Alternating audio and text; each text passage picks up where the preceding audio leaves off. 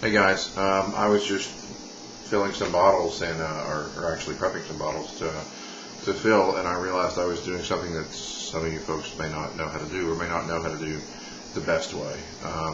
So this video is going to be about, again, I'm not going to go over procedural stuff because this is really easy, but this video is over 5-star PBW. It's a white powdered. PBW stands for powdered brewery wash. This is elbow grease in a bottle, really. The two primary uses for this are to get on something that you would normally scrub forever and still not be able to get off. I read somewhere that this stuff can actually, you have to be careful with it on like non-stick cookware and stuff like that, because it actually breaks some molecular bonds or something to clean stuff. It'll actually pull the bonded Teflon off of cookware. But it's perfectly safe to use in the recommended concentrations. It is great for scrubbing and cleaning stuff that you can't really reach very well, like the bottom of a corny keg. If you can't get down there and really scrub it and you've got some gunk and you need to get it out, mix this stuff up per the directions and let it soak for 2 or 3 days. It's great. It'll come right off. I've had scorched corn syrup on the bottom of brew kettles and stuff, and I actually took a Dremel to one of my brew kettles, almost ruined it, and then took a wire brush to it and really almost ruined it. Luckily it was a stainless steel brew kettle, and I could not get the burned gunk off of there. But this stuff got it off in just 2 days of soaking. A little note about this stuff: you can use it to delabel bottles as well.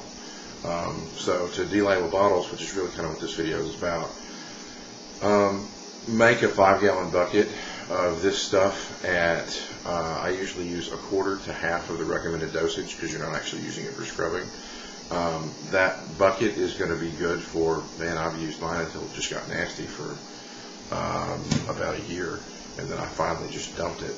So to use this for delabeling, it's actually going to loosen up all the labels, and it'll pull a lot of the glue off of the labels too. If you soak your bottles for 3 or 4 days, I fill mine up with water and then just float them to the bottom of the bucket. If you let it soak for 3 or 4 days, in many cases when I go to pick the bottle up, the label will just slip off of it. If it doesn't, I'll get the back of a kitchen knife and just scrape the paper off of it.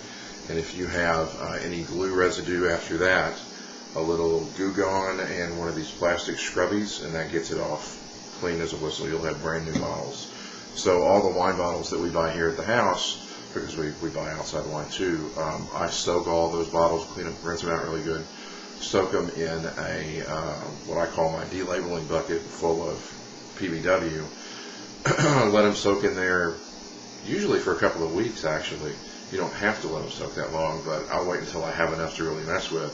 Then I'll pull them all out. I'll dump the water in the PBW that I put in there to make them sink, and back into the bucket, put the lid back on the bucket, and then I'll go knock off any of the labels with the back of a knife, no problem whatsoever.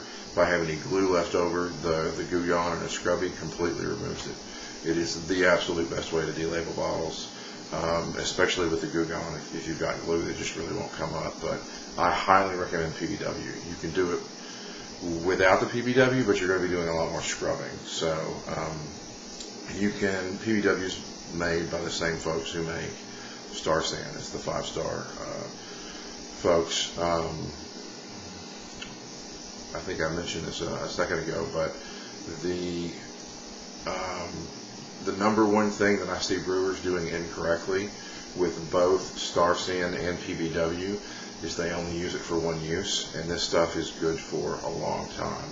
I've actually heard an interview from the chemist talking about Star San, but he talked a little about PBW as well. But in that interview, he said that there's no problem whatsoever reusing this stuff for months and months and months at a time, as long as it's not nasty.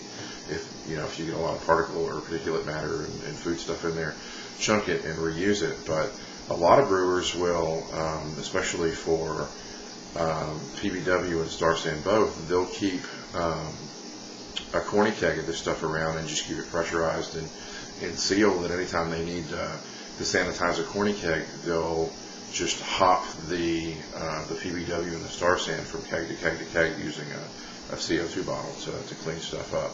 But for delabeling and for scrubbing stuff that's just really, really, really on there, PBW is the way to go, and it's really cheap for what it is. I think I paid like $10-12 for a pound or something like that. You can get it on Simple Home Brewing, their website, and probably at your local home brewer.